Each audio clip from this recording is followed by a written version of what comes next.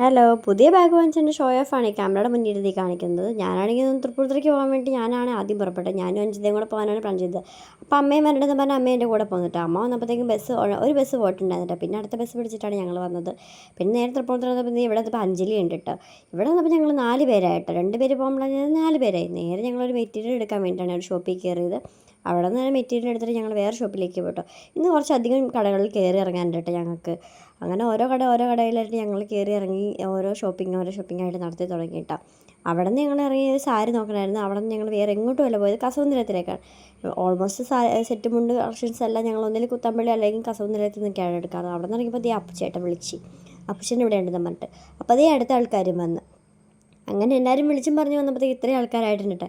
ഞങ്ങൾ 2 പേരായിട്ട് വന്നവർ ഇത്രയും പേരായിട്ടുണ്ട് കേട്ടോ. പിന്നെ ഞങ്ങളെല്ലാവരും കൂടെ നേരെ പോയത് സീമാസിലേക്കായിരുന്നു കേട്ടോ. അടുത്ത ഷോപ്പിംഗ് സീമാസിലായിരുന്നു കേട്ടോ. സീമാസിലെത്തി അവിടെ നിന്ന് അച്ഛനൊരു ഷർട്ട് എടുക്കാമെന്നായിരുന്നു ആദ്യം പ്ലാൻ. അവിടെ എത്തിയപ്പോൾ അച്ഛൻ ജുബ്ബയാക്കി. ഞങ്ങൾ ജുബ്ബയും മുണ്ടും എടുത്ത് കഴിയുമ്പോഴത്തേക്ക് അടുത്ത ആളെത്തി.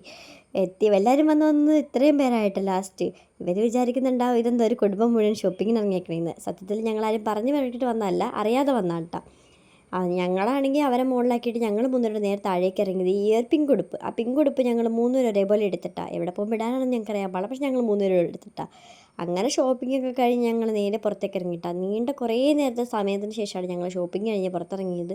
ആകെ എടുത്തത് 2-3 ഡ്രസ്സും ആയിരിക്കും.